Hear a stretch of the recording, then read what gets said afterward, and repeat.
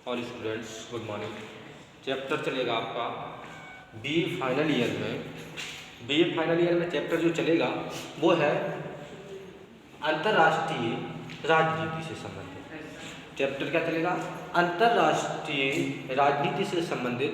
तो सबसे पहले हम समझेंगे कि अंतर्राष्ट्रीय जो राजनीति है इसका अध्ययन करना क्यों, अध्ययन का महत्व अर्थात इसका अध्ययन क्यों किया जाता है, अंतर्राष्ट्रीय राजनीति का अध्ययन क्यों किया जाता है, इसको हम पहले समझेंगे। ठीक है, तो हम सबसे पहले समझेंगे अंतर्राष्ट्रीय राजनीति के अध्ययन का महत्व।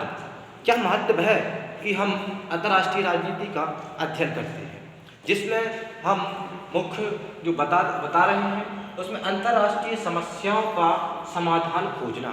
अर्थात जब हम अंतर्राष्ट्रीय राजनीति का अध्ययन करते हैं तो अंतर्राष्ट्रीय राजनीति के अध्ययन का उद्देश्य अंतर्राष्ट्रीय समस्याओं का विश्लेषण करके उनका युक्ति युक्त समाधान खोजना है। अर्थात जब हम अंतर्राष्ट्रीय समस्याओं का समाधान खोजना अर्थात जब हम अंतर्राष्ट्रीय राजनीति का अध्ययन करते तो उससे हमें क्या खोजना होता है कि अंतर्राष्ट्रीय लेवल पर जो समस्याएं रहती उनका समाधान को खोजने का या फिर विश्लेषण करने का कार्य या फिर समाधान हेतु खोज करनी पड़ती है। ठीक है, कहने का मुख्य उद्देश्य ये है कि अंतर्राष्ट्रीय राजनीति के अध्ययन का उद्देश्य अंतर्राष्ट्रीय समस्याओं का विश्लेषण करके उनका युक्ति युक्त समाधान खोजना है। ठीक है, क्लियर। अब बात आती है नेक्स्ट कि विश्व राजनीति के आधारभूत तत्वों से परिचित हो। ये भी बात ठीक है कि जब अंतर्राष्ट्रीय राजनीति का अध्ययन करने का महत्व है कि आप जो है जब विश्व राजनीति के आधारभूत तत्वों से भली भांति परिचित होंगे। जब आप उसका अध्ययन करेंगे तभी तो परिचित होंगे, बगैर अध्ययन किए तो आप परिचित होंगे नहीं विश्व राजनीति से। अर्थात विश्व राजनीति के आधारभूत तत्वों से परिचित होना और विश्व राजनीति के असली स्वरूप को समझने के लिए इसके आधारभूत तत्वों से परिचित होना आवश्यक है। कैसा है? आवश्यक है। और आधुनिक विश्व राजनीति के निर्णायक तत्वों में निशस्त्रीकरण या साम्राज्यवाद और उपनिवेशवाद या राष्ट्रवाद या अंतर्राष्ट्रीय व्यापार, अर्थव्यवस्था का भूमंडलीकरण या नवीन अंतर्राष्ट्रीय अर्थव्यवस्था आदि प्रमुख हैं। किसमें? किसके अंतर्गत? अंतर्राष्ट्रीय राजनीति के आधारभूत तत्वों से भली भांति परिचित होना। वे तत्व जैसे हमने बताया कि साम्राज्यवाद, उपनिवेशवाद, राष्ट्रवाद, अंतर्राष्ट्रीय व्यापार और जैसे नवीन अंतर्राष्ट्रीय अर्थव्यवस्था आदि, ये सब प्रमुख इसके प्रमुख तत्व, जिन तत्वों से हम भली भांति परिचित हो सकते हैं। ठीक है, अब बात आती है कि विश्व शांति का आधार तैयार करना। जब अंतर्राष्ट्रीय लेवल से आप पढ़ेंगे तो उसमें आप समझ पाएंगे कि विश्व शांति का आधार तैयार कैसे करना पड़ता है, या अब विश्व शांति का आधार तैयार करना, विश्व शांति आज के युग की अप्रतिम आवश्यकता है और जिसमें प्रोफेसर चार्ल्स मार्टिन के अनुसार कहा जाए तो अंतर्राष्ट्रीय राजनीति के अध्ययन की मुख्य समस्या दो विरोधी स्थितियां जैसे विश्व शांति तथा युद्ध का एक साथ अध्ययन करना होता है।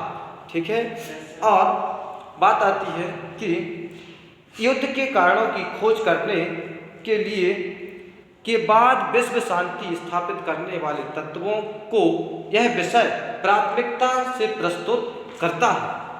ठीक है, और विश्व शांति का आधार इसी प्रकार से तैयार किया जाता है। और अब नेक्स्ट है विश्व सरकार की पृष्ठभूमि तैयार करना। और विश्व सरकार की पृष्ठभूमि तैयार करना अर्थात प्रसिद्ध दार्शनिक हैं जिनका नाम बर्ट्रैंड रसेल के अनुसार अगर कहा जाए तो विश्व सरकार के द्वारा ही विश्व शांति की स्थापना की जा सकती है। किसके द्वारा? विश्व सरकार के द्वारा ही विश्व शांति की स्थापना की जा सकती है। जब तक राष्ट्रों में उग्र राष्ट्रीयता एवं संप्रभुता की भावना विद्यमान रहेगी, विश्व सरकार एक सपना ही बना रहेगा। कैसा? विश्व सरकार एक सपना ही बना रहेगा। और अंतर्राष्ट्रीय राजनीति विश्व सरकार की अवधारणा का अध्ययन कराने वाला विषय है और इसके माध्यम से विभिन्न राज्यों में विश्व सरकार के पक्ष में वातावरण तैयार किया जाता है।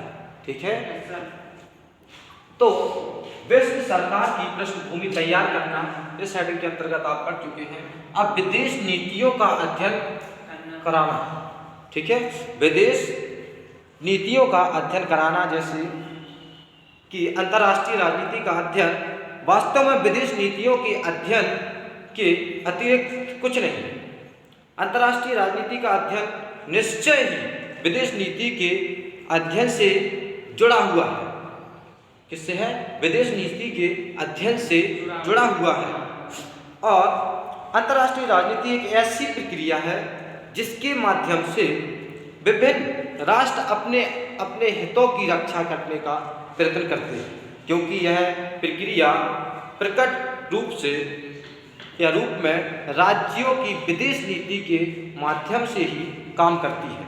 इसलिए अंतर्राष्ट्रीय राजनीति के अध्ययन से विदेश नीति के अध्ययन की मांग काफ़ी हद तक पूरी हो जाती है और यही कारण है कि विदेशी राजनीतियों का अध्ययन कराना अनिवार्य है। अर्थात जो फ्लेक्स ग्रास का मत था और कि अंतर्राष्ट्रीय राजनीति का अध्ययन वास्तव में विदेश नीतियों के अध्ययन के अतिरिक्त कुछ नहीं है। और अंतर्राष्ट्रीय जो नीति है इसमें अंतर्राष्ट्रीय राजनीति का अध्ययन निश्चय ही एक विदेश नीति का अध्ययन करना कहलाता है। ठीक है, इसके बाद आती है आपकी शक्ति संघर्ष की राजनीति का अध्ययन करना। क्या है? शक्ति और संघर्ष। क्या है? शक्ति संघर्ष की राजनीति का अध्ययन। तो इसमें हॉब्स जी मॉर्गेनथाउ के अनुसार अगर कहा जाए तो अंतर्राष्ट्रीय राजनीति सभी राजनीतिक उद्देश्यों की भांति शक्ति के लिए संघर्ष है और आधुनिक प्रवृत्तीय अंतर्राष्ट्रीय व्यवहार को शक्ति के आधार पर समझने की है। और कई विद्वान यह मानते हैं कि प्रत्येक राष्ट्र द्वारा अंतर्राष्ट्रीय क्षेत्र में संपन्न किया गया प्रत्येक कार्य प्रत्यक्ष अथवा अप्रत्यक्ष रूप से शक्ति प्राप्त करने या प्राप्त शक्ति की वृद्धि करने या उसका प्रदर्शन करने आदि से संबद्ध रहता है या संबंध रखता है। और अंतर्राष्ट्रीय राजनीति विषय शक्ति की गूढ़ता को हृदयमंद या हृदयगम करता है और शक्ति के परिप्रेक्ष्य में ही अंतर्राष्ट्रीय समस्याओं के मर्म को समझने का प्रयत्न करता है। और इसमें शक्ति संघर्ष की राजनीति